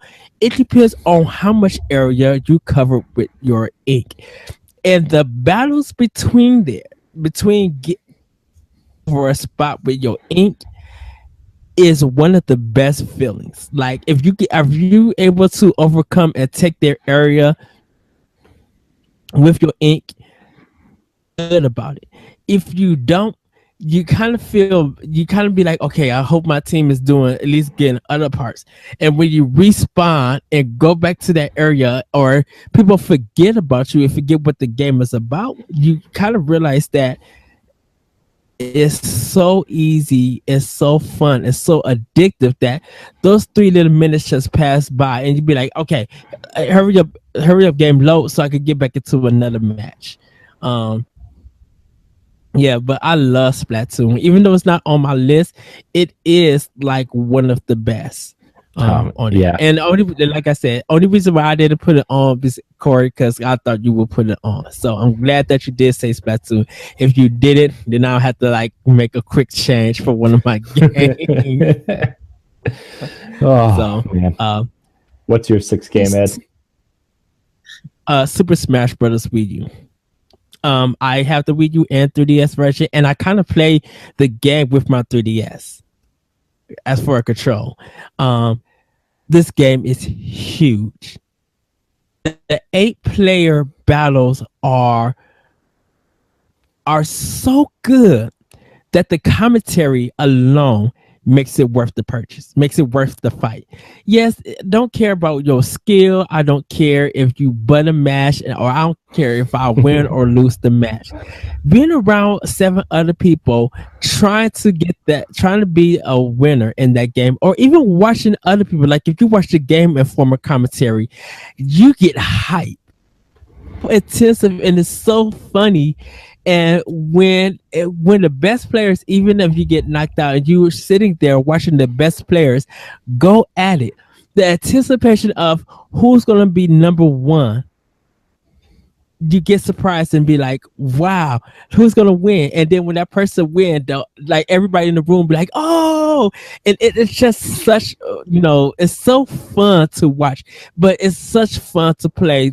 You could go online on YouTube. They have where they did all the reveal trailers back to back. Those presentations were so good. So many modes, and even with like I said, the 3DS version is good in its own right. The extra DLC characters, having Ryu, Bayonetta, and all these other stuff, like they went beyond above and beyond for this game. So definitely Super Smash Bros. Wii U is definitely on this list.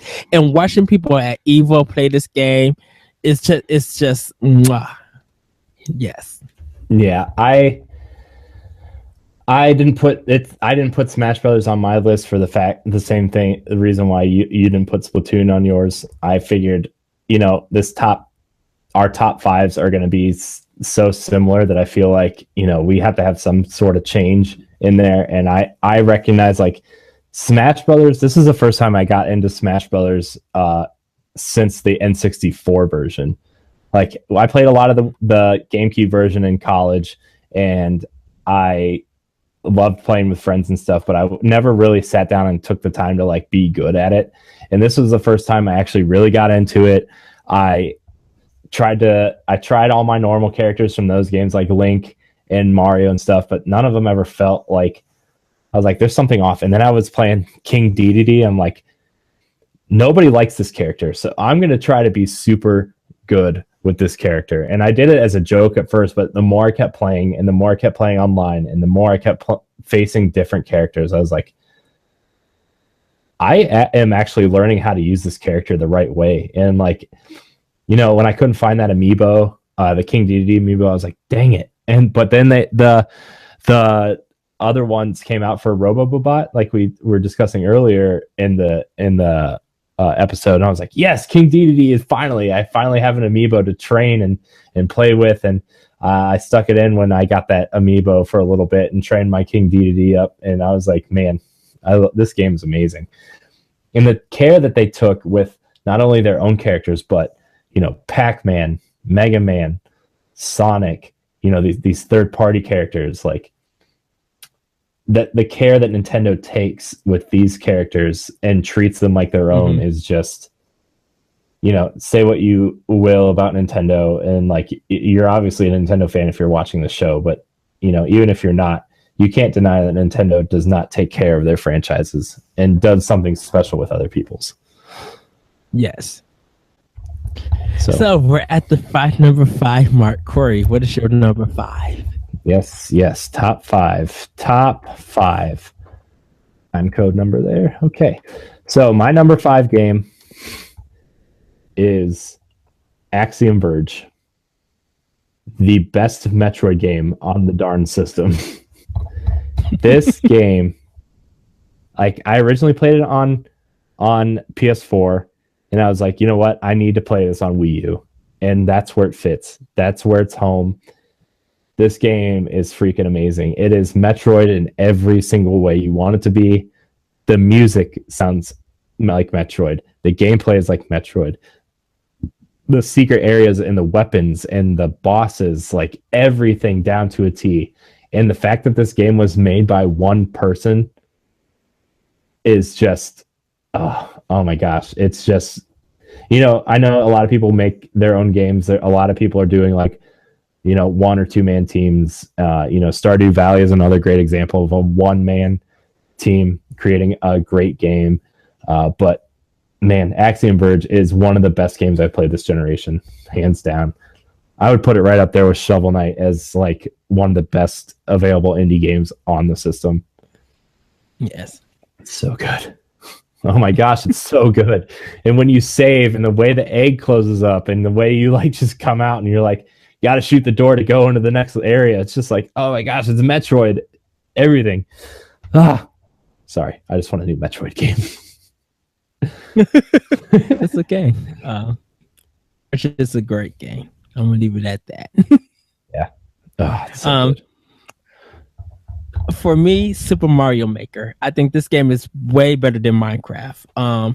Because it lets you be a designer, and it kind of makes you respect what people who make video games on what they do, whether the game is bad or not, whether you criticize them or not.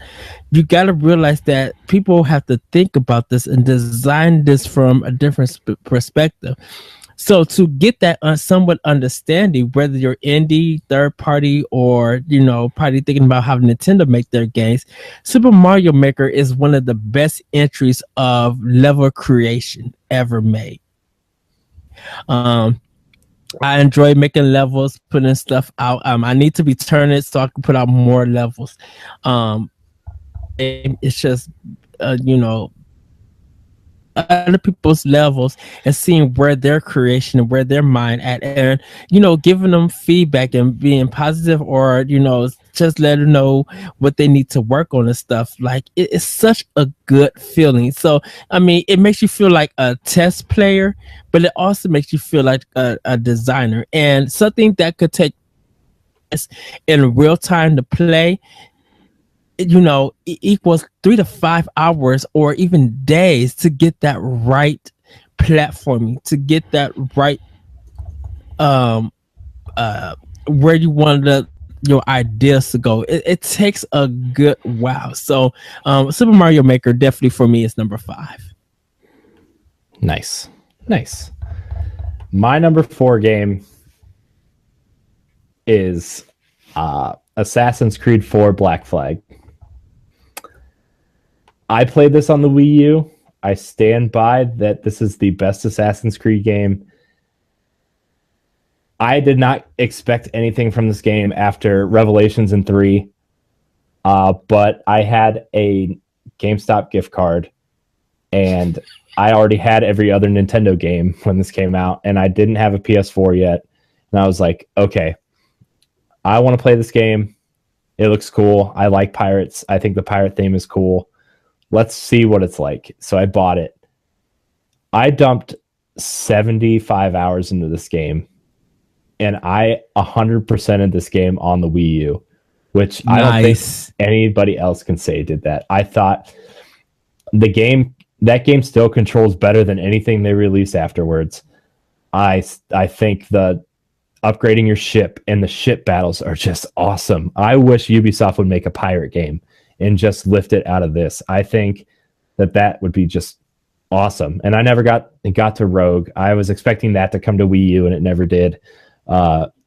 So, I mean, I still would like to go back and play that game someday. But man, the outfits you unlock, the pirate lore that's like so real, and the way they took care of these characters, and some of the character twists, like Captain Kidd is a female, and you learn that later. And it's just, it was awesome. It was just awesome. It was the game I needed at that time. It was actually the last game I beat before I met my wife. So yeah, awesome. Yeah. Well, my number 4 is, because I have Black Flag, but I need to work on it.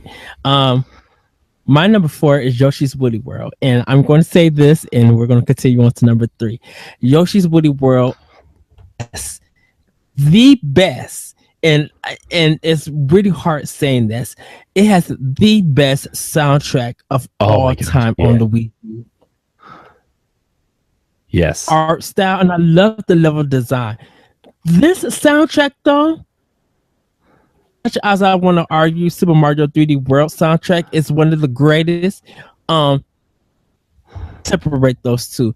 This is the best soundtrack on this system. That's very, very calming, and every level that you play, you just really want to sit there and listen to the music. He really went in. Yeah. I love the yarn Yoshis. I love the big yarn Yoshi. My mom has one. I still need to get a big one. I would love to have a big one. Oh, I have all the little ones, but I would love to have just like the big one, because like I'm gonna admit it, I like cool looking stuffed animals, and I feel like Yoshi would sit right at home over here with some of my other ones. Yes. Yeah. Yeah, but Yoshi's Woolly World, like I brought it when it came out, and I didn't play it at first because I was playing other stuff, and then I sat down and really played it, and almost wanted to tear up and cry because on how well designed it was. It was fun, and I don't care what anyone say or think about me, whatever. But it's such a close game to my heart. Just made me realize that this is the reason why I love Nintendo and their design for video games. When they don't have to be violent. They don't have to make a game feel like a movie or go some cliche route or, try to be big and grand, have the best technology. They don't have to do that. All they have to do is provide the fun. If they provide the fun, they should be rewarded. And this game just still and I can't wait for that's why I said I can't wait for the 3DS version. But man, just playing this game, if you want it to be hard to get everything, that challenge is there. But the soundtrack to this game is just breathtaking. Like it's almost as good as Chrono Trigger and Ion Setsuna or any fantastic orchestrated music for any role-playing game that you think of, or any game at that matter. But yeah, number 4 for me is Yoshi's Woolly World. It's a must-have. It like if you get a copy, if you step on a copy and you break, find a way to get another copy. Yeah, that game is something. It is amazing. I agree with you 100%. That soundtrack is one of the best I've ever heard in my life. And it's not that it's like some grand, like epic soundtrack. It's just, it calms you down. It makes you feel good. It's just really beautiful music to listen to. And it's just, I totally agree with you. My number 3 game is Mario Kart 8. I know we've said a lot about this game, but like I said, I had a ton of fun with teaching my wife how to play, and she would play it regularly, and that was exciting to me because my wife isn't really into video games. She plays like one or two. She'll play puzzle games on her phone or whatever, but this was a game that I got her to sit down on the couch over here with me, play on the big screen, actually take the time to learn how to do the mechanics. She learned out who all the characters were. She mains Rosalina. She, mains a motorcycle. She loves hitting people with red shells, and she's not afraid to rub it in my face when she beats me. That whole experience. I mean, it's a great game in its own right. It's a beautiful game. No frame rate hiccups whatsoever at 60 frames a second. The assets are beautiful. They're always going to be beautiful. It's Nintendo. It's Mario. Those games are always going to look amazing. But I think the experience I had with that game, and finally sitting down with my wife and playing that game together, was what ranks this game so high for me. And it was something different that I hadn't experienced in a long time. was that Yes. we were playing together but against each other type thing, and it was just fun to watch her slip on a banana peel, or her shoot a blue shell at me when I'm in first place and she passes me, or it was just that interaction that places this game so high for me. And like, maybe that's a reason why I think this is my favorite Mario Kart game. I'm not 100% sure, and maybe I'll never know, but that's why this game ranks so high for me. Awesome. Well, my number 3 that I was at the store out like in the morning, and I was the first one and probably the only one to buy a copy. That's Xenoblade Chronicles X. I downloaded the patches and everything, but ever since I played the regular Xenoblade Chronicles, I was hooked. This game, that first game is amazing. When they showed the graphics, I was blown away. I was just like, this is gorgeous, and it's still gorgeous. And know that the people at A4 Play who did the localization and worked on this game, just added more. But like, even the side quests, like, you don't even like the main quest or the story of the game, you can figure out on your own, or if you want to follow it. And the game is so deep and so long that you could pretty much spend about 25 to 30 hours still in the beginning before you even get on with the game, with the story. So Xenoblade Chronicles X is that's my number 3. That it was my 2015 game of the year when it came out. Yeah, that game is... That team at Monolith, Nintendo better hope they hang on to them for a long time, because... Oh, no, they own Monolith. Yeah, I know. That's what I'm saying. They better hope Nintendo holds on to them for a long time and not let them go like Rare. What people don't realize is that they're helping them do the Legend of Zelda Breath of the Wild. I know. They're helping them build that open world. And that's amazing that Nintendo is taking the time to have this other...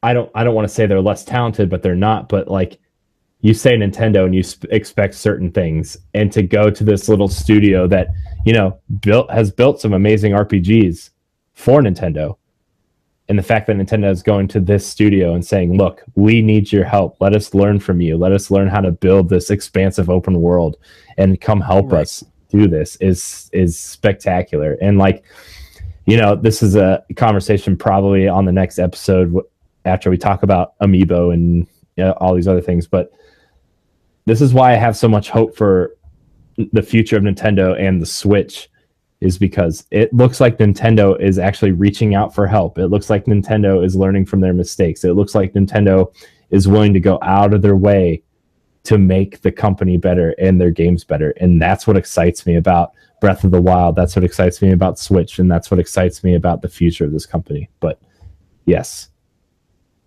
Sorry, that was just my... Yes. No, I'm so happy that you said that. Yay!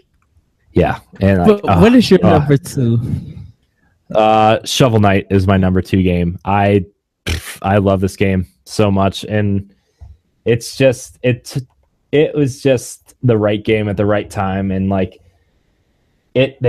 Yacht Club did something so special, and I know like they're a spinoff of Way Forward, and Way Forward makes great games. Like, I love the Shantae games. I think they made Contra 4. I think that game was pretty solid, and like, they do great work. But the fact that this was their first game, and the fact that they made it a Nintendo timed exclusive because they wanted to make a Nintendo game, the fact that they paid so much homage to all those old Nintendo games, like, so I think... a lot of people like to compare it to Mega Man because all the bosses do something different. But I think that this game is more homage to like Zelda 2 and DuckTales and Castlevania than Mega Man. I think that this game is just amazing. The pixel art is amazing. The level design is amazing. The world map is cool to look at. Like, it just does a lot of cool things. The town, when you go into town, it reminds you so much of the Zelda 2 town, and like, people are just screwing around, and then there's a man with a horse head, and you're like, who the heck are you, and why do you exist? It's just amazing. It's just awesome. Yes. Oh, Shovel Knight. It's a great game. What's your number 2, Red? Oh, everybody should. If you know me, you should. Everybody should know this. And this one was very hard to say to make this decision, but Bayonetta 2. I still have the demo for this game on my system, even though I beat the game multiple times. This game is so good. Yes, Bayonetta is amazing.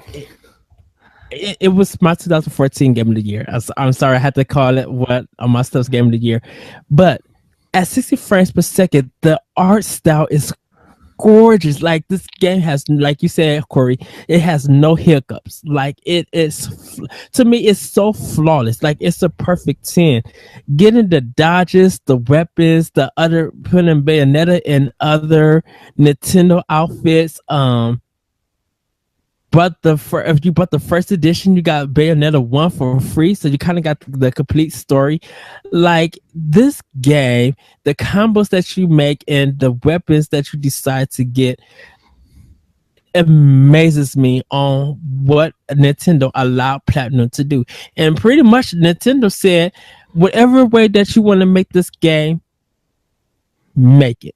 And they would come in, they would make some suggestions and walk out the door and let Platinum do what they needed to do. And I think it's because of Bayonetta 2 that they got so much, Platinum got so much exposure to be worked with so many companies, you know. And I haven't tried Nier Automata just yet, but I heard that game, it looks like it's gonna bring Platinum back to what they're known for. Yeah, the Transformers Devastation on the other systems were good, but it has to start off with Bayonetta 2. Just like that game, from the moment you start from the beginning to the end boss, like, and you can play it on any level and get a good challenge, you know. Yeah, Bayonetta 2. All those Yeah, when you try to get all those S rankings, it is no joke. Yeah. So yeah, no, Bayonetta 2. It is no joke. Like I don't have Bayonetta 2 on my list because I knew you were going to have a lot to say about it. I know you're crazy for the game, and I love this game too. It probably would have been somewhere between like 8 and 12 for me if I would have included it on my list. But I knew that you have such love for this game. That's why I left it off my list. The best game to me on the Wii U is Super Mario 3D World. Yes! It just knocked over everything. That's my number one. That is my number one. I think. Go ahead. Super Mario 3D World is my favorite 3D Mario game since N64. I think it is the best Mario experience. And like, I like Galaxy and stuff and everything. I think that those games are amazing in their own right, but this game fused the 3D and the 2D so well. It created these small spurts of levels, and the fact that they pulled off the multiplayer so well, or you could play through the whole game single player and still do everything. Like, this is the best Mario experience I've had in a long time, and I feel like this game gets short-sighted a lot too because of the fact that it's not a full 3D Mario game, and that sucks because this is honestly one of the best Mario games ever made. And like when I was reviewing a lot of games on DNAnetwork.net, like this was the only game I gave a 10 to out of all the games that I reviewed, and like I stand by that to this day. This game is amazing. All the characters feel unique that you can play as, and the fact that you can play through the whole game again as Rosalina when you're done, and the fact that after you beat World 8, it keeps going, and after you beat that first special stage, there's a second special stage and a third special stage, and these levels are incredibly difficult, especially to find everything in. It's just in the cat suit. In the cat suit. Oh, I was about to bring up the power-ups. I love the cat suit. I love climbing up the walls and just sliding down. Just like that's beautiful. And I love climbing the pole to the top. And, when they win, you be like, "Hero, meow," just like it's so funny. But I have got to say, and I know I mentioned Yoshi's Woody World and this game are separate by music. This is the best music of all time on Wii U. I even though I said that for Yoshi's Woody World, that one as a 3D World is the best live orchestrated music on Wii U compared to Yoshi's Woody World being the most charming, like being like kind of keyboard and stuff and very light and relaxing. Every level in 3D World, from the first level to the end, to the mini bosses, to fighting the Koopa kids and everything, oh great, fantastic design, breathtaking. Just like ever since they showed it off, I wanted this game. It still looks beautiful. It has the cartoony feel to it in a way. But oh man, and doing the little races when you're all 4 players running through like a 2D kind of Sonic inspired level, it feels so great. But yeah, Super Mario 3D World is like, if I had to game just to have on my Wii U, of course I would pick Xenoblade Chronicles X, but if I really truly had to make a decision on what game to really pick, Super Mario 3D World would be the one game that I would just want on my Wii U and be done. Yeah, that's it is one of the most perfect games I've ever played in my life, and it's just I can't even tell you how I can't believe that was both of our number 1 games. Ah! Yes. Oh my gosh. That picked me. Oh yeah. Oh my gosh. Oh, Ed, we did it. Yes, we did it. We made a top 25 Wii U games episode. Finally. Yes. We've only been talking about this since I think before Thanksgiving. Yeah. I mean, it's just, the Wii U is going to be one of those systems that's remembered fondly, like the GameCube. I feel like I just feel like 10 to 12 years from now, when people are like, man, remember that Wii U? And I know like the Switch is probably going to get a bunch of Wii U ports, and I know like the way digital distribution is now is everything's going to be different, but I feel like the Wii U and the games that it had on it people are gonna remember them fondly, like they did GameCube or N64. And it's just sad that the system didn't sell as much as I feel like it should have, because it is a great system. And like, there are amazing games not on either of our lists.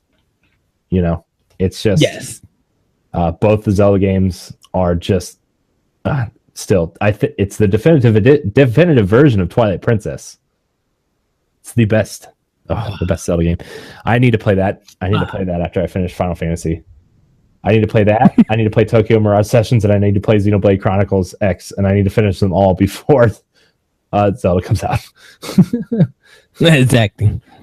Or should I gotta finish all of that stuff before? Well, Resident Evil 7 is this month, but I gotta finish all of that before Horizon comes out. Yeah, that too. I forgot about Horizon. Yeah. Dang it! Well, you gotta finish before South Park, but I don't have to worry about that game. So. Yeah, you know what? I think, I love South Park a lot, but like, I'm looking at the games coming out, and like with the Switch coming out, I'm going to be spending a lot of money on that. And I'm like, maybe South Park can be like a next fall or like birthday/Christmas type game. Because I'm just like, budget.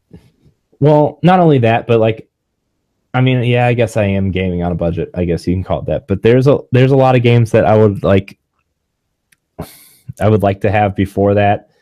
And like, I'm looking at games, I'm like, I don't really want to pay $60 for it, but I would really like to have that game eventually.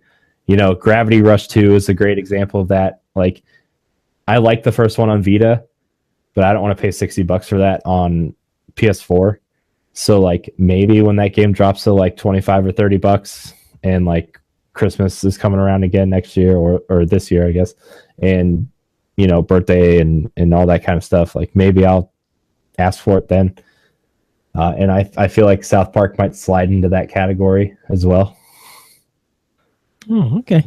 Not that I'm not excited for South Park. I think that game looks amazing. But I'm not. I don't. Yeah, I know. And maybe it'll come to Switch, and maybe I'll be more excited for it. But man, we did it. We did. So happy. That was a good episode. We had a great discussion. We always have good Nintendo discussions. Yes, we do. It was good. It was good. Now to record another one of these tomorrow for next week and get Kyle on. But Ed, why don't you tell everybody where we can find you? Well, I'm going to keep it short because I have some other things that I got in the plans, in the works. But you can find me on Twitter at thatretrocode. And you can find my podcast, Optional Opinion, on SoundCloud, iTunes, Google Play, and other podcast apps. The Anonymous Radio Network.podbean.com. You can also find it on. And I'm also one of the hosts of World 101 podcast, which you can find on iTunes, archive.org, Google Play, and on SoundCloud. If you subscribe to my to Optional Opinion on SoundCloud, you'll get Optional Opinion and you'll get World 101 podcast. So yeah, I do have some blogs coming for DNA and for skirmishfrogs.com, which I call The Moment. That's one of my retro series. And I'll be getting ready to do my Optional Opinion feature blog later on this month in January on IGN. So you can check that out. If you want to see my past works on IGN, you could go to Anime, ENIME. Just type that in and you'll see some of my Optional Opinion blogs there. And hopefully here on DNA, I will have later up my review of kind of like 2016, like my gaming review, the good, the bad, and the eye roll is what I'm going to be calling it. So some of the good things that I enjoyed about gaming in 2016, some of the bad things, and some of the things that was just whatever. So look out for that. Yeah. And you can find me on the DNA Network everywhere. You can find us on DNAnetwork.net. You can find us on YouTube. Please like, subscribe, and share. Like I said at the beginning of this episode or the beginning of the week, if you're watching it broken out, we are breaking this show out now every day at 9 a.m. Eastern Time on the YouTube page. And I would like to mention, I also would like to mention that I'm on Podcast Connected. I'm part of Team Nerd with Kyle Wait. So do check that out also on the YouTube page, Team Nerd in 3RD. Yeah. And I'll be back on Connected this week as well. So I'm excited. Yay. I'm sorry I missed the last episode. It's been a crazy time at work. And just leave it at that. And where was I? Oh, yeah. Like, subscribe, and share to our YouTube page. You can find this show daily now at 9 a.m. It will be broken up every day. And then the full episode going up on Fridays, maybe Saturday. It depends on how long the episode is. So we're still working out those instructions as well. So you can follow me at Rogue Spartan 4, though I think I might be trying to find a more creative Twitter and Instagram name, but you can follow me there for now at Rogue Spartan 4 on Twitter and Instagram. You can also join the Facebook community page for the DNA Network, where if you have cool stuff you want to share, you can share it there as well, or just talk games or movies or whatever. So, Ed. And if you want to friend us on Wii U, mine is Optional Opinion, all in one word in capital letters. Yeah, and I'm also Rogue Spartan 4 on Wii U as well.